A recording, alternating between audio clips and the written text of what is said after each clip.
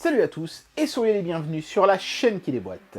On a déjà testé pas mal de smartphones renforcés sur la chaîne, mais tous ont eu une particularité ces derniers temps, c'est de voir leur prix augmenter. Faut dire qu'ils ont tout le temps des capteurs de plus en plus sophistiqués.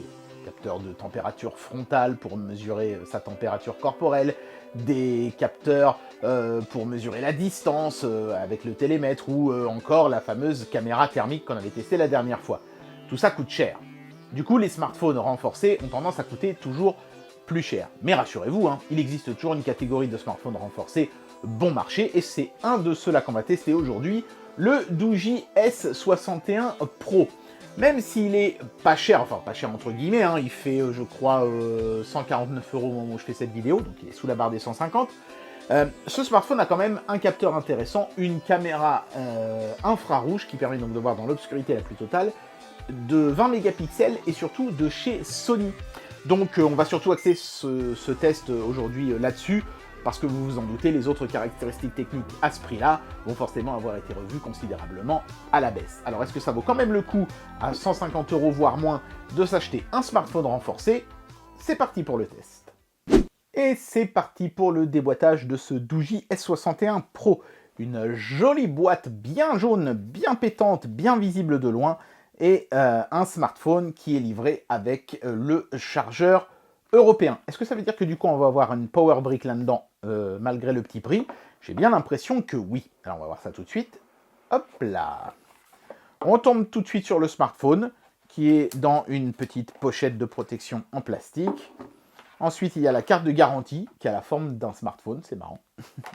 On a, regardez ça, un protège-écran de rechange, en plus de celui qui est déjà préinstallé sur l'appareil.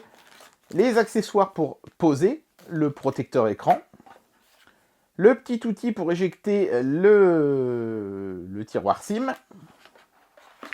Le manuel d'utilisation sous forme de livret et qui est en plein de langues avec des petits onglets dans le haut. Est-ce qu'on a le français, polonais? J'ai pas l'impression. Néerlandais, peut-être le dernier. Non. Bon, on n'a pas le français, on a plein de langues, mais pas le français. Dommage, mais bon, ben voilà. Ah, si, attendez. J'ai peut-être parlé trop vite. Non, D-E-E-S. Non, je ne vois pas le français. Ou alors il était au tout début. Non, anglais, allemand. Non, bon, bah écoutez, voilà. Il faudra faire sans le français. Bon, enfin bon, c'est un smartphone, je pense que vous savez comment ça marche maintenant quand même.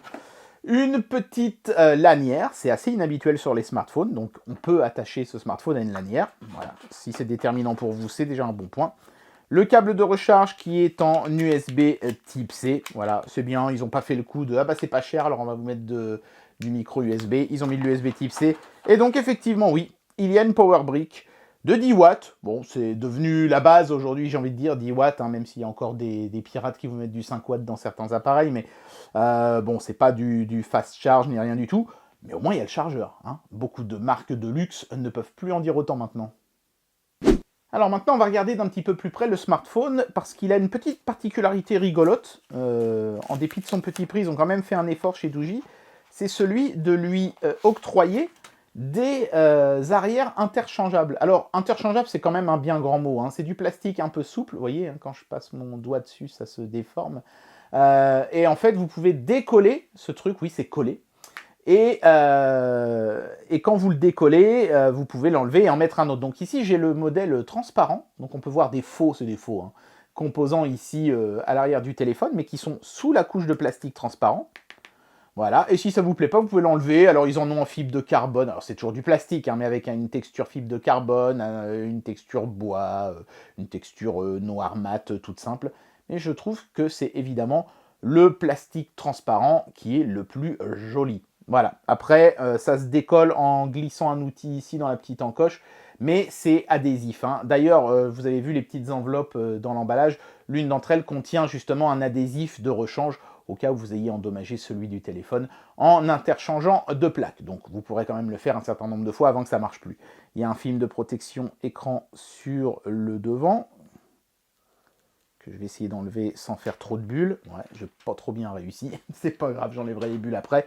Voilà. Et puis, bah écoutez, alors rapide tour du propriétaire. Une prise jack sur le dessus, c'est quelque chose qui a tendance à se faire rare, mais regardez, ils ont eu la courtoisie de nous en mettre une. C'est pas facile de vous filmer ce truc-là, c'est tout noir. Attendez, hop, Voilà, on va mettre un Projo. Ici, vous avez donc un jack qui est protégé puisque ce téléphone est étanche. Hein. Hop, sur le dessous, on a la prise qui est de l'USB type C, elle aussi avec un flap de protection. Toc, le micro ici, le haut-parleur ici. C'est ici qu'on attache la lanière si on le souhaite. Ici, on a un bouton Power qui est aussi un lecteur d'empreintes digitales. C'est bien, on a de la biométrie même sur un smartphone pas cher. Le bouton Power, pardon, qu'est-ce que je raconte volume qui est assez costaud. Hein, c'est du solide. Hein. Clairement, le smartphone a fait un effort à ce niveau-là. Ici, on a un bouton qui est programmable. Ils aiment bien mettre ça sur les smartphones renforcés. Donc ça y est, c'est très bien. Et donc ici, on a le tiroir SIM qui s'ouvre en deux temps, hein, puisque donc on a un premier flap pour, j'imagine, l'étanchéité. Et ensuite, il faudra utiliser l'outil fourni pour éjecter le tiroir qui se trouve en dessous de ce flap souple. Voilà. Bon, bah, c'est pas mal. Hein. Il y a quand même tout ce qu'il faut malgré le petit prix. Maintenant, je vais chasser les bulles hors caméra. On va démarrer le smartphone et regarder un petit peu ce qu'il a dans le bide. C'est parti. Alors, comme je le disais, hein, ce smartphone fait des compromis pour pouvoir afficher un prix de vente raisonnable et ça se manifeste déjà au niveau de l'écran qui est propre hein, et qui a un bon rendu, hein, peut-être un tout petit peu froid, mais enfin franchement c'est pas gênant au quotidien, hein, pas du tout même, et la fluidité est très largement suffisante. Mais vous voyez que c'est pas un écran borderless par exemple, il n'y a pas la goutte d'eau dans le haut, on a des bordures à l'ancienne en haut en bas, on a des coins carrés, le capteur photo il est dans la bande noire du haut à l'ancienne quoi. Le capteur d'empreinte par exemple qui a le mérite d'être présent certes, c'est pas un capteur de dernière génération, c'est-à-dire qu'entre le moment où votre empreinte est lue et le moment où le téléphone se déverrouille, il y a un petit délai, qui est très court, hein, vous avez vu, hein, mais qui est néanmoins perceptible. C'est des petites choses comme ça qui leur permettent d'être économiques chez Doogee, ou Doogie, je crois qu'on dit Doogie. Hein. Par exemple, vous voyez que le capteur photo, on voit deux optiques, mais en fait, comme celle du bas, c'est le capteur infrarouge, en réalité, l'appareil photo, lui, n'a qu'une seule optique, ce qui permet de faire, là encore, une économie. Vous allez voir à l'usage que ça amène quelques petits désagréments, évidemment. Mais globalement, c'est quand même plutôt un téléphone qui est bien équilibré. On va commencer par regarder le processeur. Avec un single core à 814 et un multicore à 3806, mais attention, hein, sur Geekbench 4, ce smartphone, évidemment, ne va pas vous décoiffer en termes de performance. Il fallait un petit peu s'y attendre. À titre de comparaison, vous voyez, 814, c'est même pas du niveau du Nexus 5, qui est listé ici, tout en bas de la liste. En multicore, on s'en sort quand même un petit peu mieux avec 3806, où là, cette fois-ci, on est quand même plus haut que le bas du classement, avec à peu près l'équivalent d'un Galaxy S6, mais bon, le Galaxy S6, c'est un smartphone que j'avais il y a déjà quelques années en arrière. Donc, c'est quelque chose qui vous permettra de faire les usages de base d'un smartphone, mais si vous avez envie de faire du gaming là-dessus, bon, après, ils ont été malins, ils ont mis un écran 720, hein, ils n'ont pas mis un écran 1080 là-dessus. Mais malgré tout, c'est pas le téléphone qui va vous décoiffer par ses performances, clairement. Hein. L'objectif, c'était, encore une fois, de proposer un prix plancher. Alors, on aurait pu se dire qu'une telle autonomie allait permettre à la batterie de crever le plafond, mais en réalité, non. Hein. Même s'ils ont mis une grosse batterie dans ce téléphone, comme la puce n'est pas une des plus efficientes du marché, on se retrouve forcément avec une autonomie de batterie qui va pas être extraordinaire non plus. Mais enfin, screen on, hein, on tient quand même 10 heures. C'est un score honorable, hein, ça permet au Geekbench d'afficher un score de presque 5000, donc correct. C'est pas l'autonomie du siècle, mais c'est quand même pas mal pour un téléphone de cette catégorie-là. Alors par contre, bonne nouvelle, le constructeur a quand même fait un effort sur sa puce modem. Par exemple, en Wi-Fi, on mesure quand même des vitesses descendantes à 221 et ascendantes à 144. Certains smartphones bon marché plafonnent à 150. Et là, on dépasse quand même allègrement ces valeurs-là.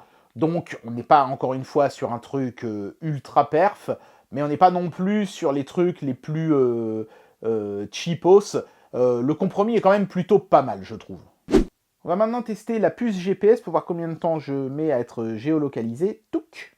J'ai coupé le Wi-Fi, bien sûr. Hop! Ça y est, c'est super rapide. Hein. Je suis très agréablement surpris par ce smartphone à ce niveau-là. On a une bonne puce GPS, compte tenu du prix du smartphone, ils auraient pu faire l'économie de ça aussi. Ça n'a pas été le cas, ça c'est plutôt cool. Et en plus de ça, on a aussi La boussole, c'est pas forcément toujours le cas dans les smartphones à 150 balles, mais là vous l'avez. Donc si vous avez besoin de vous acheter par exemple, vous voyez ça c'est typiquement le genre de truc qui peut être intéressant pour quelqu'un qui fait des longues balades à vélo par exemple. Vous clipsez ça sur votre vélo, s'il tombe par terre il sera pas cassé parce qu'il est plein de caoutchouc dans tous les sens. Et puis bah voilà quoi, ça vous fait un GPS avec la boussole, ça peut être pratique pour vos longues excursions. Ouais non franchement, bonne surprise que la puce GPS de ce téléphone. Alors évidemment, maintenant, on va commencer à arriver dans les trucs qui fâchent un petit peu. Et à commencer par l'appareil photo. Est-ce qu'il sait faire quand même des belles photos, malgré le fait qu'il soit à un seul objectif? Bah, finalement, il y a encore pas mal de constructeurs qui vendent des appareils qui n'ont qu'un seul objectif. Apple, jusqu'à il n'y a pas encore très longtemps, je me demande même si c'est pas toujours le cas, sur leur modèle premier prix, là, le modèle SE, je crois bien qu'il n'y a qu'un seul objectif photo dessus. Vous me direz dans les commentaires, les fanats de Apple, ce qu'il en est actuellement, mais voilà, il n'y a pas de honte à avoir un smartphone qui a qu'un seul appareil photo s'il est de bonne qualité. Et qu'en est-il? Eh ben, écoutez, déjà, le rendu des couleurs est plutôt juste, je trouve. Agréablement surpris par le rendu global de cette photo que je viens de prendre ici par la fenêtre. Et est-ce qu'on a de la précision? Eh, c'est pas mal du tout, regardez. J'ai mon antenne relais là. Alors on voit bien qu'il y a eu du traitement numérique. C'est presque du Van Gogh quand on zoome un peu trop. Mais néanmoins, je vois les différents étages. C'est pas juste une tâche complètement floue. Donc l'appareil photo a fait un bon travail de rendu des couleurs et de piqué de précision de l'image. C'est peut-être un petit peu saturé dans les verts, mais c'est peut-être aussi le fait que l'écran est un peu froid qui donne cette illusion-là. De toute façon, je vous mettrai les photos en grand comme d'habitude. J'ai aussi fait une photo en intérieur avec la luminosité presque nulle, c'est-à-dire très peu d'éclairage. Je ne me suis pas mis dans le noir complet parce que sinon c'est l'appareil photo infrarouge qui aurait pris le relais.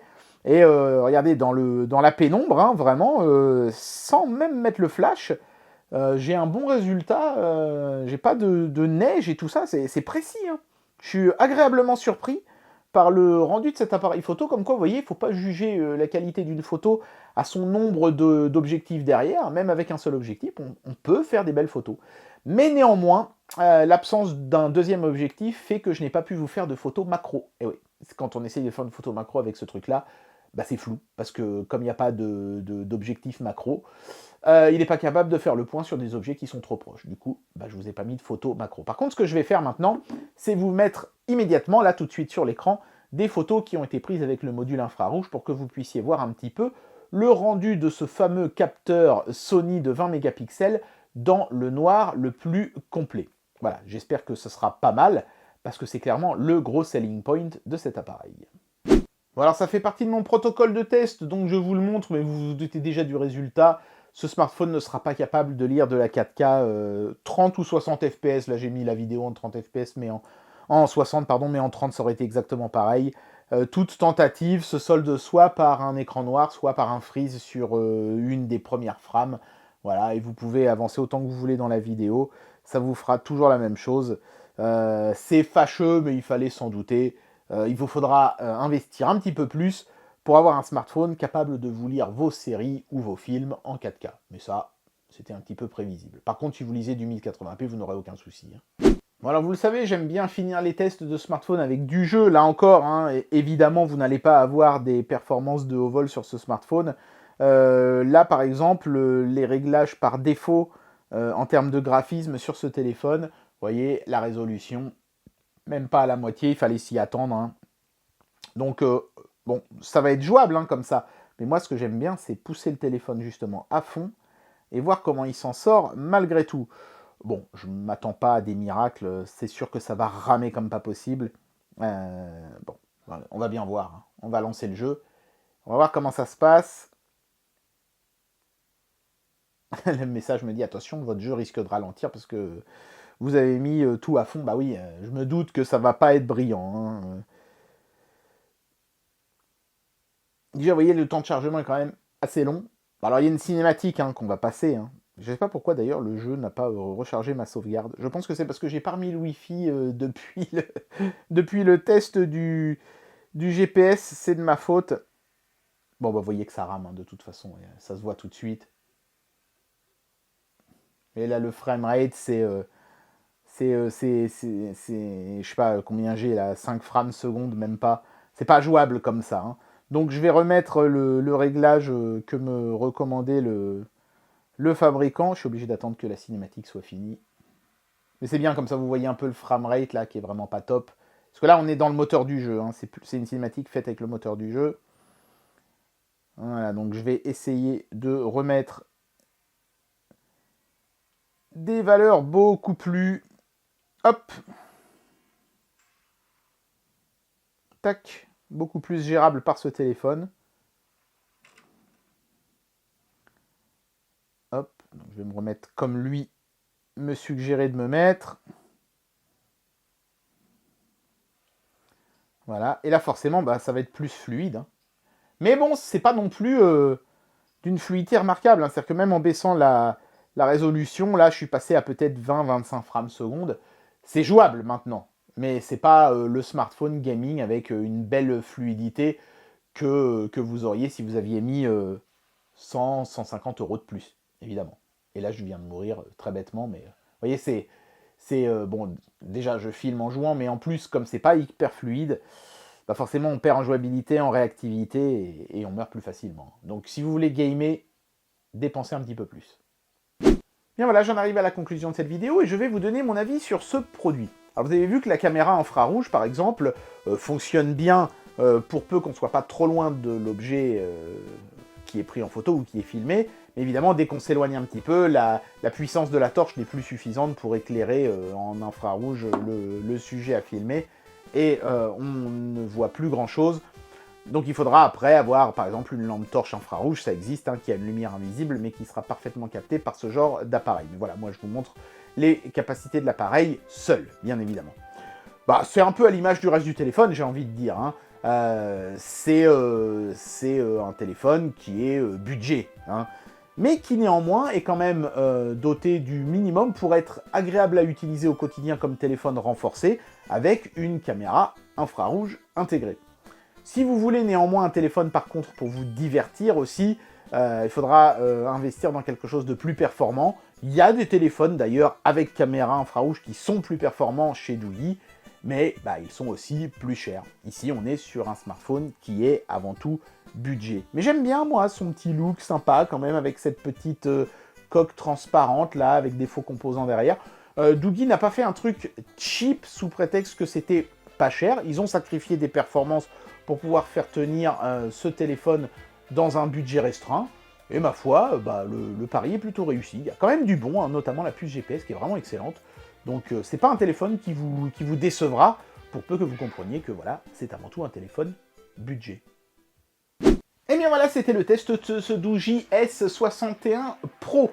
Je crois qu'en fait, il existe d'ailleurs une version non pro de ce smartphone qui n'a pas la caméra thermique. Mais là, ça commence quand même à devenir moins intéressant, hein, parce que, vous l'avez remarqué pendant le test, forcément, ce smartphone a dû faire beaucoup de sacrifices pour afficher un prix de vente vraiment plancher. En tout cas, j'espère que cette vidéo vous aura plu, et moi je vous dis à très bientôt pour un prochain test. Allez, tchuss!